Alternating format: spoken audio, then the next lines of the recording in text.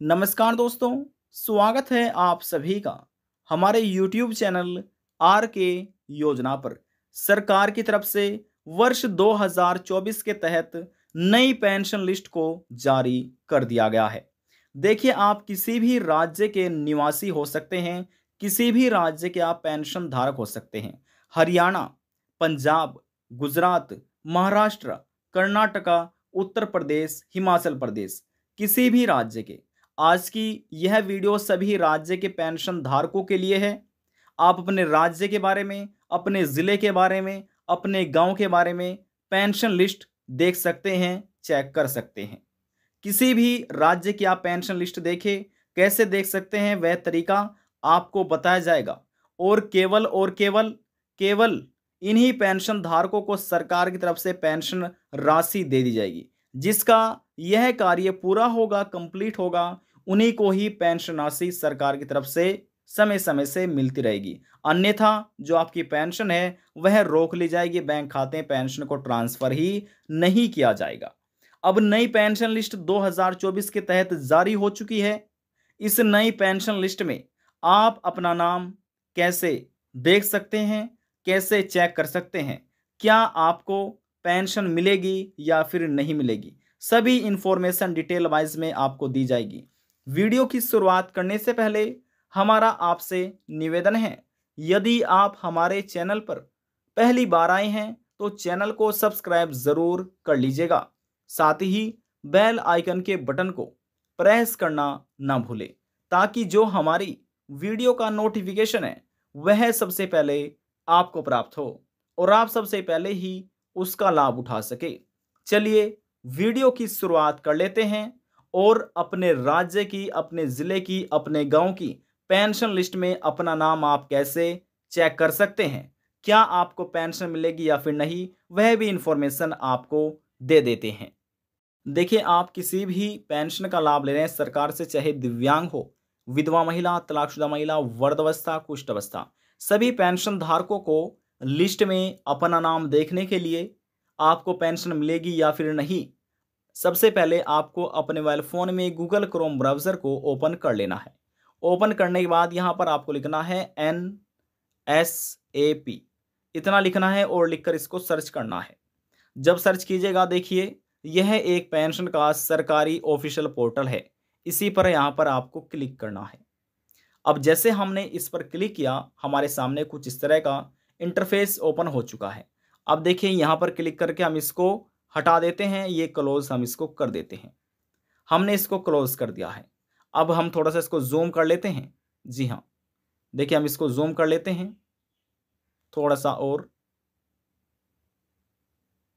अब देखिए यहाँ पर जरा सा और हम इसको कर लेते हैं थोड़ा सा और, ताकि आपको अच्छे से यहाँ पर समझ आ सके। ठीक है, देखिएगा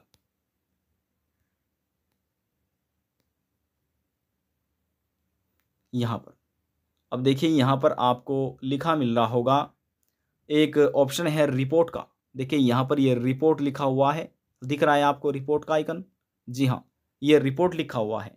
इस रिपोर्ट वाले आइकन पर ही आपको क्लिक करना है। चलिए, हमने इस पर क्लिक किया है।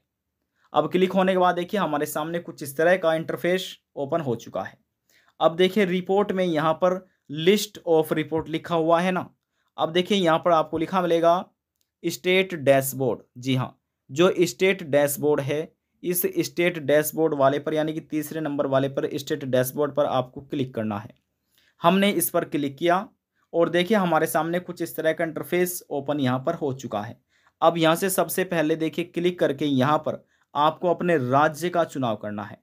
अब भारत में जितने भी राज्य हैं, देखिए पूरी लिस्ट यहाँ पर क्लिक करने के बाद हमारे सामने ओपन हो चुकी है, जिसमें अंडमान एंड निकोबार है, आंध्र प्रदेश, अरुणाचल प्रदेश, असम, बिहार, चंडीगढ़, छत्तीसगढ़, दिल्ली, गोवा, गुजरात, हरियाणा, हिमाचल प्रदेश, जम्मू एंड कश्मीर, झारखंड, कर्नाटका, केरला, लद्दाख, लक्षद्वीप, मध्य प्रदेश, महाराष्ट्र, मणिपुर, मेघालय, मिजोरम, नागालैंड, ओडिशा, पौंडीचेरी, पंजाब, राजस्थान, सिक्किम, तमिलनाडु, तेलंगाना और इसमें लिखा है Dadra and Nagar Haveli and Daman and Diu, Tripura, Uttarakhand Uttar Pradesh और वेस्ट बंगाल, सभी राज्य की लिस्ट यहाँ पर दी गई है। तो इसमें से जो भी आपका राज्य है आपको उसका चुनाव करना है।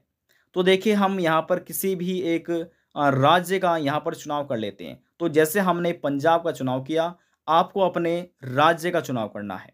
अब राज्य का चुनाव करने के बाद देखिए यहाँ पर आपको स्कीम यानी कि योजना का चुनाव करना है। जिस भी आप योजना का लाभ ले रहे हैं उसका आपको चुनाव करना है। तो देखिए हम यहाँ पर आपको मान लीजिए आप ले रहे हैं Indira Gandhi national old age pension scheme यानी कि वृद्धावस्था पेंशन का, तो यहाँ पर आपको क्लिक करना है।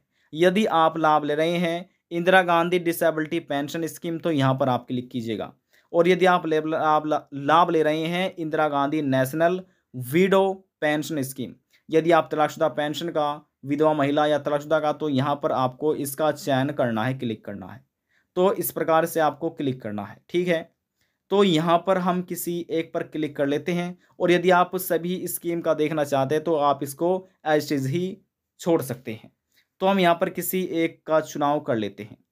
अब जैसे हमने चुनाव किया, अब देखिए यहाँ पर लिखा है बोथ, तो यदि आप क्लिक करके चुनाव करना चाहते हैं तो क्लिक कर सकते हैं। यदि दोनों दोनों का देखना चाहते हैं तो बोथ पर रहने देना है। तो हम देखिए रूरल का यानी ग्रामीण क्षेत्र का देखना चाहते हैं तो रूरल पर क्लिक कीजिएगा। और यदि शहरी क्षेत्र का देखना चाहते हैं तो अर्बन पर क्लिक कीजिएगा। तो हम इस पर रूरल पर क्लिक कर लेते हैं। इसके बाद देखिए यहाँ पर वेरिफिकेशन दिया गया है। ये आपकी फ़ोन की स्क्रीन पर जब आप चेक करेंगे जो वर्ड दिए गए होंगे यहाँ पर आपको दर्ज करना है। चलिए हम यहाँ पर दर्ज कर लेते हैं, ठीक है। दर्ज यहाँ पर हम कर लेते हैं। अब जैसे देखिए इसमें लिखा हुआ है ये कैपिटल में, तो हम इसको कैपिटल लिख देते हैं। अब आर स्मॉल में है तो स्मॉल में, फिर इसके बाद यहाँ पर ये है 0, 0 के बाद है 6 और जी और ए, ठीक है। देखिए सेम एज इट इज़ हो चुका है। अब यदि इसमें से कोई गलत होगा तो ये ओपन नहीं होगी, दोबारा से हम इसको भरना पड़ेगा। अब देखिए ये सभी इन्फॉर्मेशन हमने यहाँ पर दर्ज कर दिए, आपको भी इस प्रकार से दर्ज करना है। अब देखिए यहाँ पर लिखा है सबमिट।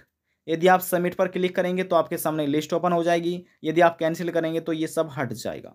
तो हम यहाँ पर सबमिट के आइकन पर क्लिक कर देते हैं।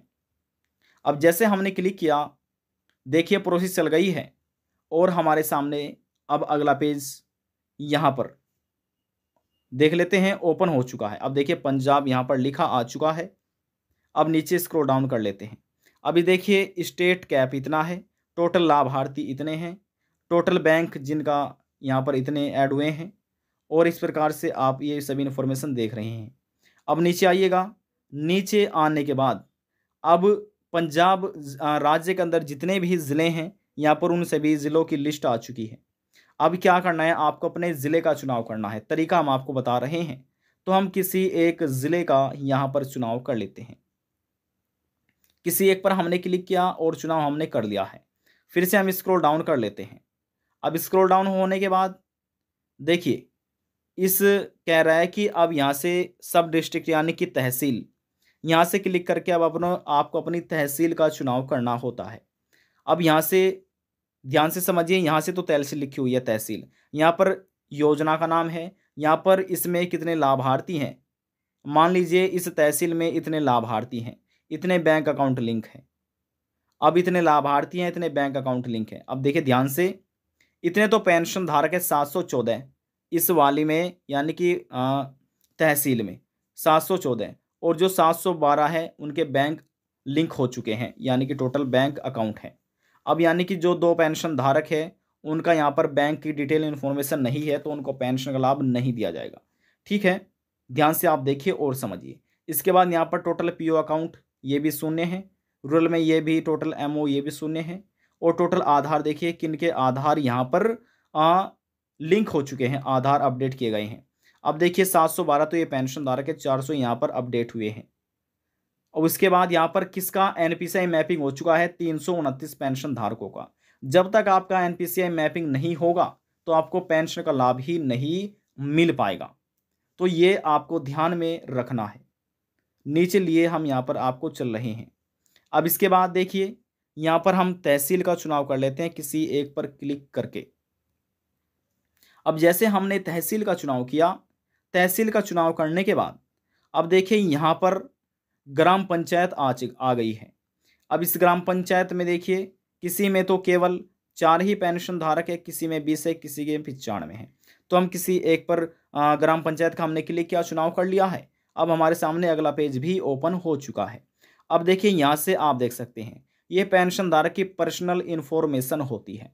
अब ये तो देखिए सेंशन ऑर्डर नंबर है पेंशन धारक का, किसी कॉपी में लिख लीजिए, आपके बहुत काम आने वाला है भविष्य में। तो ये पेंशन का एप्लीकेशन आईडी नंबर भी आप इसको कह सकते हैं। ये पेंशन धारक का यहाँ पर नाम है। अब ये पेंशन धारक के हस्बैंड या पिताजी का नाम मिलेगा। उम्र कितनी है, ये महिला है या पुरुष है, ये भी अपडेट किया गया है। अब Indira Gandhi national old age pension scheme का ये लाभ ले रही हैं, यानी कि वृद्धावस्था का। अब यहाँ पर देखिए बैंक का भी दिया गया है। अब PFMS रजिस्टर्ड, यानी कि किसी भी इन पेंशन धारक का PFMS रजिस्टर्ड ही नहीं हुआ है।